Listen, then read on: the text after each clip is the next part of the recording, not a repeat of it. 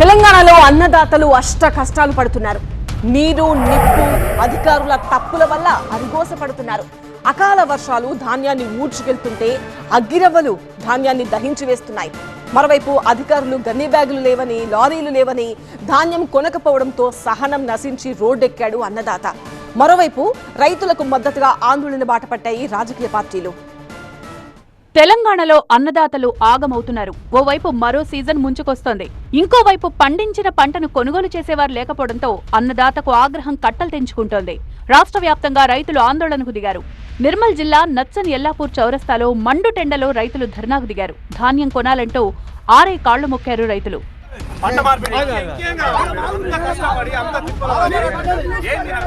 అదే ధర్నాలో పాల్గొన్న మరో రైతు ఆకుల నర్సయ్య స్పృహ తప్పి పడిపోయారు.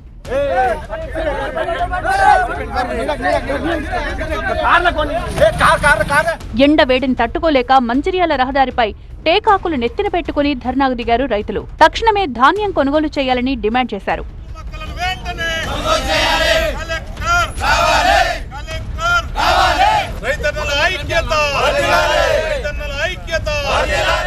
తెలంగాణలో వరి ధాన్యాన్ని వెంటనే కొనుగోలు చేయాలని డిమాండ్ చేస్తూ బీజేపీ నేతలు పోరుబాట పట్టారు. రైతు గోసా బీజేపీ భరోసా పేరుతో యాత్ర మొదలుపెట్టారు.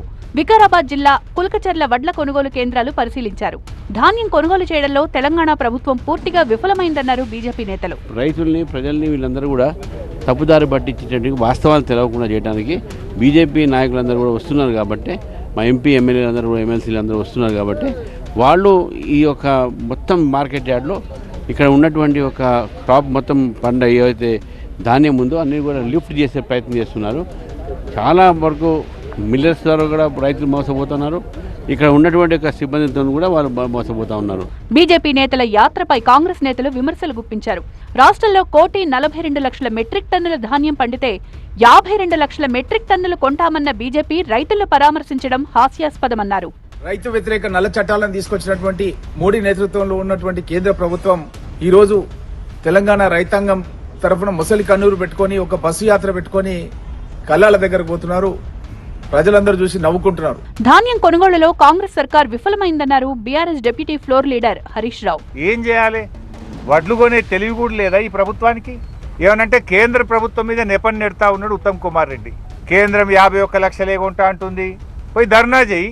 కేంద్రం కొనకపోయినా కేసీఆర్ వడ్లు కొన్నాడు, రైతులకు ఇబ్బంది కాకుండా చూసుకున్నాడు. నువ్వు ఢిల్లీ పోయి ధర్నా చేయి, కేంద్రం మీద ఒత్తిడి తీసుకురా, రైతులకు ఇబ్బంది కాకుండా వడ్లు కొనుగోలు చేయి. ధాన్యం కొనుగోలులో ఆలస్యంపై ప్రభుత్వం తరపున క్షమాపణలు చెప్పారు కాంగ్రెస్ ఎమ్మెల్యే రాజగోపాల్ రెడ్డి. హమాలీల కొరత, మిల్లర్ల వ్యవహారంతో ధాన్యం సేకరణ ఆలస్యమైన మాట వాస్తవమే అన్నారు. 10 రోజుల్లో ధాన్యం సేకరణ పూర్తి చేస్తామన్నారు. రైతులకు ఇబ్బంది అయింది. కల్లాలలో 15 రోజుల నుంచి రైతులు ఇబ్బంది పడుతున్నారు. ఆ మాట వాస్తవం. అందుకని మేము కూడా చింతిస్తున్నాం అందరం. రాబోయే 10 రోజుల్లో కంప్లీట్గా ధాన్యం సేకరణ కంప్లీట్ చేస్తామని చెప్పి నేను కూడా మాటిస్తున్నా. ప్రత్యక్షంగా నేను కూడా ఈ గోడౌన్ హ్యాండ్ ఓవర్ చేసుకుంటాను. అధికారులతో మాట్లాడి గోడౌన్ ఓనర్ ఒప్పుకున్నా సరే బలవంతంగా నోటీస్ ఇచ్చి తీసుకోవడం జరిగింది. చివరి గింజ వరకు ధాన్యాన్ని కొంటామన్నారు సీఎం రేవంత్ రెడ్డి. కొందరు దళారులు, రైస్ మిల్లర్లు ప్రభుత్వాన్ని మోసం చేస్తున్నారన్నారు.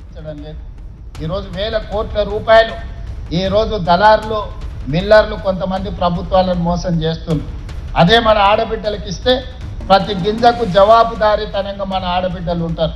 కాబట్టి భవిష్యత్తులో ఏ మిల్లులో కూడా మన బియ్యం, మన వడ్లు తీసుకెళ్ళి వాళ్ళ గోడౌన్లో స్టాక్ పెట్టేదే లేదు. ప్రతి మండలంలో లాజిస్టిక్ పార్క్స్, పెద్ద పెద్ద గోడౌన్లు కట్టి మహిళల దగ్గరనే భద్రపరుస్తాం. మహిళల దగ్గర నుంచే మిల్లర్లు వడ్లు తీసుకెళ్ళాలి.